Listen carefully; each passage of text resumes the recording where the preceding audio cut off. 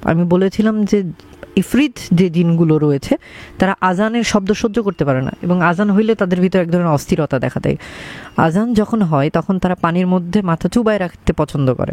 মানে নাসনাস জিন হচ্ছে এক ধরনের জিন, যেই জিনরা শয়তানের আসলে প্রভুভক্ত হয়। মানুষের মধ্যে যেমন ভালো খারাপ রয়েছে, মানুষ খানাস জিন বলে, যে জিনগুলো সাধারণত অপবিত্র জায়গায় থাকতে পছন্দ করে, পুকুরের পানিতে, নোংরা পানিতে, আপনার বাথরুমে। আর সাধারণত ক্ষতি করতে পারে না, এত শক্তিশালী জিন নয়। কিন্তু আপনি দ্বিতীয় ঘটনাটাও জিন সম্পর্কিত ঘটনা, এবং এইখানে আমি যতটুকু আমার জানা আমি ঘটনাটা বলি। সেটা হচ্ছে যে আমরা রাত্রেবেলায়, অধিকাংশ সময় রাত্রেবেলায় কিন্তু মানে এই জিনিসগুলো নিয়ে ভয় বেশি পাই তুলনামূলকভাবে। আমাদের হিউম্যান সাইকোলজি যে রাত্রিবেলায় বাথরুমে যাইতে ভয় পায় অনেকে। কোনো কিছু শুনে আপনি চিন্তা করতেছেন বাথরুমের সামনে কেউ দাঁড়িয়ে আছে কিনা আপনার জন্য, বা বাথরুমের ভেতর থেকে পানির আওয়াজ আসছে। সব কিছু রাতেই কেন, দিনে নয় কেন? বিষয়টা হচ্ছে যে রাত্রিবেলায় দিনের আলোটা কমে যায়। আমি বোঝাই, রাত্রিবেলায় দিনের আলো থাকে না, তার মানে দিনের আলোতে যেই উপাদানগুলো থাকে, আলোর ভিতরে যে উপাদানগুলো থাকে, সেই সব উপাদান মোটামুটি জিনের মধ্যেও থাকে। এবং এই কারণে আমরা সচরাচর মানে দুইটা এনার্জি একসাথে থাকলে আমরা এক্সিস্ট করতে পারি না। আপনি অধিকাংশ সময় দেখবেন যে এরকম ঘটনা আমরা শুনি যে ঘরের মধ্যে যখন থাকি তখন দেখতেছি লাইট এর বাতি আবছা আবছা জ্বলছে, আবার নিভছে, আবার জ্বলছে। মানে এটার একটা কারণটা কি? আমি যদি বৈজ্ঞানিকভাবেও বলি যে একসঙ্গে দুটো শক্তি কখনো এক্সিস্ট করতে পারে না। অর্থাৎ আপনার ঘরে আপনি এক ধরনের শক্তি, আলো এক ধরনের শক্তি, এটার বাইরে, পৃথিবীর বাইরের কোনো শক্তি যদি আসে, ডেফিনেটলি সেখানে একটা সংঘর্ষ সৃষ্টি হবে। এবং যখন একটা জিন যখন যে কোনো ধরনের অশরীরী কিছু কোনো রুমের মধ্যে বা কোনো জায়গায় এক্সিস্ট করে, তখন যদি এরকম অন্য কোনো শক্তি থাকে, ডেফিনেটলি এরকম ঘটবে, মোটামুটি আপনি ধারণা রাখতে পারেন।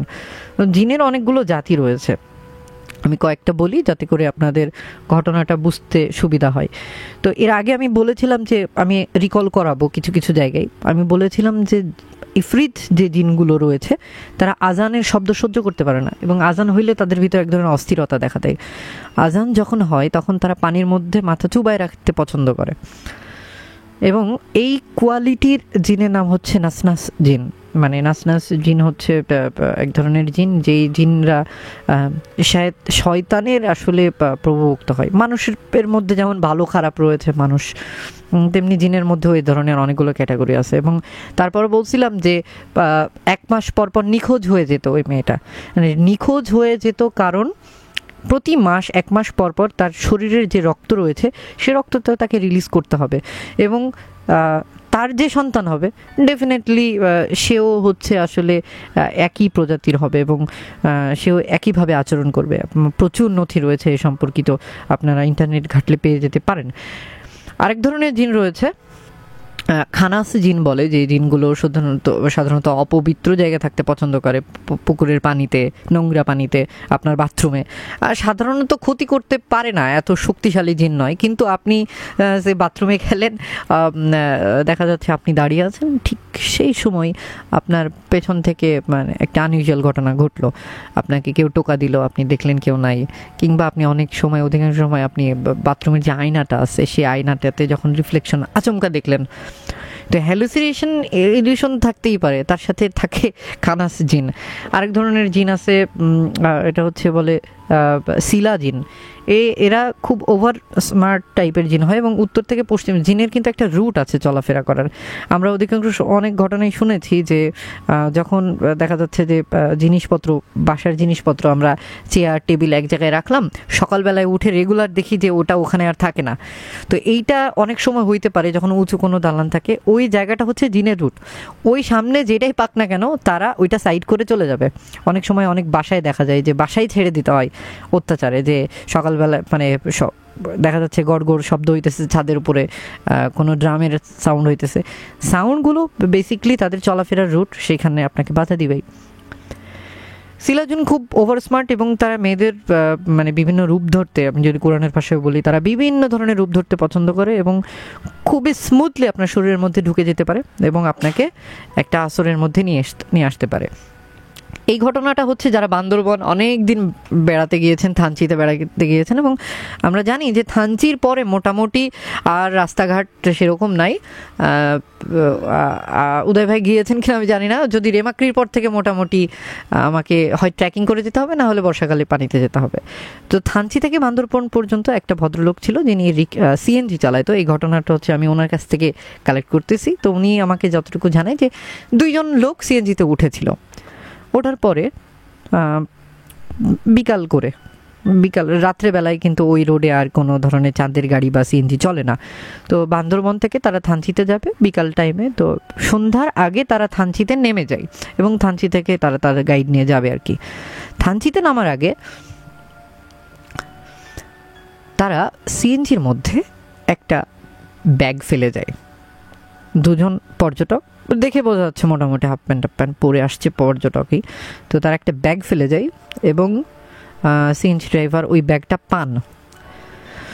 ড্রাইভার সাহেব সিএনজি ড্রাইভার অনেক তার মোরালিটির জায়গা থেকে চেষ্টা করছে ব্যাগটা ফেরত দিবে, কিন্তু ব্যাগের উপরে ব্যাগটা হচ্ছে একটা ক্যামেরা টাইপ ব্যাগ। উনি যেটা বলেন, উনি বুঝেন নাই যে এটা কি ক্যামেরা নাকি ক্যামেরার মতো অন্য কিছু, অনেক কিছু আছে, লেন্স টেন্স হাবিজাবি এরকম মনে হচ্ছে। এবং ওপরে একটা ঠিকানা লেখা আছে। ঠিকানাটা যেটা লেখা রয়েছে সেটা হচ্ছে ওই এলাকার একটা আদিবাসী অঞ্চলের। তো এবং নিচে এমন একটা নাম, বোঝা যাচ্ছে যে ওই এলাকার একটা মারমা বম জাতির কোনো একটা জায়গা। তো উনি কি করে, ওই ঠিকানা ধরে থানচি থেকে উনি মোটামুটি একটা আশা নিয়ে পর্যটকদের কাছে ওটা নিজ দায়িত্বে ফিরিয়ে দেওয়ার একটা প্রচেষ্টা চালায়। এখানে 2টো কারণ থাকবে, কেন চালাইতে গেছে, কেন দিতে গেছে। হয়তো বা উনি চিন্তা করছে ব্যাগটা ফেরত দিলে কিছু টাকা পয়সা হয়তো দিতে পারে। তো উনি আর কি রেমাক্রি থেকে রাতেই, মানে উনিও সন্ধ্যার পর কিছুক্ষণ পর যে বেশি দূর হয়তো যায় নাই, উনি রওনা দেন এবং মোটামুটি রেমাক্রি থেকে নাফাখুমের যে রাস্তাটা, সেই রাস্তাটা ওনারা ধরে। তো এরকম একটা জায়গায় এরকম একটা ঘটনা ঘটতে পারে, আমি নিজেও শুনে কখনো ভাবি নাই যে এরকম একটা ঘটনা ঘটতে পারে। তো রেমাক্রি থেকে উনি যেহেতু থানচি অঞ্চলের, সিএনজি ড্রাইভারের খুব বেশি পাহাড় টাহাড় অপরিচিত থাকার কথা না। উনি একাই হাঁটা শুরু করে এবং মাগরিবের আজান কিছুক্ষণের মধ্যে হয়ে যায়, চারিদিকে অন্ধকার নেমে আসে। ওনার হাতে একটা ব্যাগ। 2টো পাহাড়ের মধ্যে দিয়ে যারা ট্রেকিং করেছেন যারা জানেন যে সন্ধ্যার পরে কতটা ভয়াবহ পরিস্থিতি সৃষ্টি হয়। আপনি যদি নিঃশ্বাসও নেন, নিঃশ্বাসের শব্দটাও রিফ্লেক্স হয়ে আপনার কানে আসে। তো হাঁটার কিছুক্ষণ পর মনে হইতেছে যে রাস্তাটা রিপিট হচ্ছে বারবার, মানে একই রাস্তা রিপিট হচ্ছে।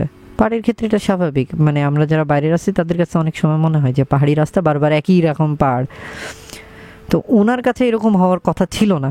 উনি মুখস্থ রাস্তাঘাট, উনি আধা ঘন্টা 40 মিনিট হাঁটার পর 2টো পাহাড় পরেও যখন উনি দেখছেন যে উনি বারবার ওই জায়গায় আসতেছেন ঘুরে ফিরে, তো উনি বিকল্প রাস্তা নিলেন এবং উনি দেখেন যে ওনার হাতে যে ব্যাগটা, এই ব্যাগটা থেকে এক ধরনের আতর সদৃশ গন্ধ আসতেছে। তো আতর ঠিক মানে খুব কড়া গন্ধ, মানে আমি কিভাবে বুঝাইতাম, খুব কড়া গন্ধ এবং গন্ধটা মানে আপনি খুব বেশিক্ষণ নিতে পারবেন না, খুব কড়া একটা গন্ধ। তো ওনার হঠাৎ করে মনে পড়লো যেই গন্ধটার কথা, যে গন্ধটা আসছে, এই গন্ধটা উনি খুব ছোটবেলায় দেখতেন। ওনার মা চাচিরা মানে বা ওনার এলাকার স্থানীয়রা এই জিনিসটা নিয়ে গল্প গুজব করতেন এবং উনি এর আগে জীবনে কোনোদিন এই ধরনের গন্ধ পান নাই। এবং আরও আধা ঘন্টা হাঁটার পরে এসব হচ্ছে, উনি হাঁটতেছেন, উনি দেখেন যে আসলে উনি যেই এলাকায় ঢুকে পড়ছেন বা উনি যেই রুট দিয়ে হাঁটতেছেন, এই রুটটা মোটামুটি কিছু না হলেও 200-300 বছরের পুরনো একটা রুট হয়ে গেছে। তো ওনার কাছে আসলে বোঝা যাচ্ছে না, যে উনি বুঝতেছেন না যে 200-300 বছরের পুরাতন রুট হয়ে যায়, পাহাড় হয়ে যায় কী করে, এবং পাহাড়ের পাশে সমুদ্র। থানচিতে বা রেমাক্রিতে সমুদ্র দেখার কোনো ধরনের সম্ভাবনা নাই। তার মানে উনি মোটামুটি 300 বছর আগে চলে গেছে ওনার ভাষ্যমতে, যে আমি আমার ওই সময়টাতে আর নাই। এরপর যেটা হলো, উনি দেখতেছেন যে আস্তে আস্তে দিনের আলো ফুটছে, কিন্তু ওনার সন্ধ্যা থেকে হাঁটা এখন পর্যন্ত মিনিমাম আধা ঘন্টা থেকে 1 ঘন্টা হয়েছে, কিন্তু উনি বুঝতে পারছেন যে খুব তাড়াতাড়ি সকাল হয়ে যাইতে পারে। দেখলেন যে উনি একটা আলাদা ডাইমেনশনের মধ্যে ঢুকে গেছেন, এবং কিছুক্ষণ পর ওনার সামনে অনেকগুলো বাচ্চা কাচ্চা, সবগুলো আন্ডার ডেভেলপমেন্ট বোঝা যাচ্ছে, কারণ কারোর পরনে কোনো পোশাক নেই এবং কোনো ধরনের বাড়িঘর নেই, তারা মোটামুটি ওই পাহাড়ে জিনিস রক্ত মাংস খাচ্ছে। এবং কিছুক্ষণ পর তিনি আবিষ্কার করলেন যে আসলে এখানে অনেক ঘোড়া গাধা টাইপের অনেক মানুষ, এবং তারও আধা ঘন্টা হেঁটে যাওয়ার পরে তিনি আসলে বুঝতে পারলেন যে তিনি আসলে এক ধরনের ট্র্যাপের মধ্যে অলরেডি পড়ে গিয়েছেন, এখান থেকে তার বের হওয়ার আর কোনো সুযোগ নাই। তো হাতে কিন্তু ওই ব্যাগটা আছে, সেই ব্যাগটা তো আমাদের এই জামানারই। তো উনি এবার ওই ব্যাগটা খুলছে, যে আমি এতক্ষণ যেসব ঝামেলায় পড়তেছি আসলে ব্যাগের মধ্যে কি আছে। তো উনি ব্যাগ খুলে দেখলেন যে ব্যাগের মধ্যে অনেকগুলো ছোট ছোট মাথা, ছোট ছোট মাথা, পাখির মাথার মতো মাথা, এবং প্রত্যেকটা মাথায় সিঁদুর টাইপের লাল রং দেওয়া। তো উনি এবার একটু ভয় পেয়ে গেছে, যে আসলে মানে ভয় পাওয়াটা স্বাভাবিক। তো উনি আসলে মানে যেটা বোঝা যাচ্ছে সেটা হচ্ছে যে যারা ব্যাগটা রেখে গেছে, এই ব্যাগটা আসলে কোনো পর্যটকের ব্যাগ না। এই ব্যাগটা আসলে 200-300 বছর আগে যারা এই অঞ্চলে ব্ল্যাক ম্যাজিক করতো তাদের একটা ব্যাগ। এবং ব্যাগটা খোলার পরে তিনি দেখলেন যে অনেকগুলো সুতো পেঁচানো, অনেকগুলো ছোট ছোট মাথা। তো উনি ব্যাগটা দেখার সাথে সাথে ব্যাগটা ফেলে দেয়, এবং ব্যাগটা ফেলে দেওয়ার পরে মোটামুটি অজ্ঞান হয়ে যায়। সকালবেলায় তাকে আবিষ্কার করা হয় একদম রেমাক্রি যে বাজারটা রয়েছে, সেই বাজারও বলা চলে না, দু একটা আর কি, ওখানে একটা স্পট। তো স্পটের একটা পাশের জঙ্গলে পড়ে আছে।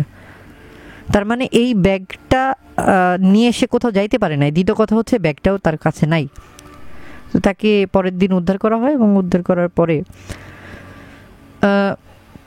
এটার কোনো ব্যাখ্যা উনি দিতে পারেন নাই। কিন্তু আমি এরপরে নিজে যখন ঘটনাটা বিশ্লেষণ করতে গিয়েছি, তখন আমার কাছে মনে হয়েছে যে আমাদের কাছে টাইম, আমরা যেভাবে সময় গুনি যে 1 ঘন্টা 2 ঘন্টা 1 সেকেন্ড 2 সেকেন্ড, এটা হচ্ছে একটা আপেক্ষিক বিষয়, পুরোটাই একটা আপেক্ষিক বিষয়। যে আমার কাছে 1 ঘন্টা, আমার কাছে একটা মুহূর্ত, যেটা আরেকজনের কাছে সেই মুহূর্তটা সেরকম নাও হতে পারে, রাইট? যিনি একটা পিঁপড়ার কথা যদি আমি চিন্তা করি, তাহলে একটা পিঁপড়ার কাছে 1 ফিট রাস্তা অতিক্রম করা 20 মিনিটের ব্যাপার। তো তার কাছে কিন্তু 20 মিনিট, আর আমার কাছে 1 ফিট 20 মিনিট অতিক্রম করা একরকম না। তার মানে পুরো ব্যাপারটাই দাঁড়াচ্ছে আপনি কতটুকু অবস্থান পরিবর্তন করলেন। আপনি অবস্থান যতটুকু পরিবর্তন করছেন অতটুকু হচ্ছে সময়। এটাকেই বলে হচ্ছে সময় ট্রাভেল, বা আমরা যদি বিজ্ঞানের ভাষায় বলি। জাগো এফএম এর অ্যাপ এখন পাওয়া যাচ্ছে অ্যাপ স্টোর এবং প্লে স্টোরে।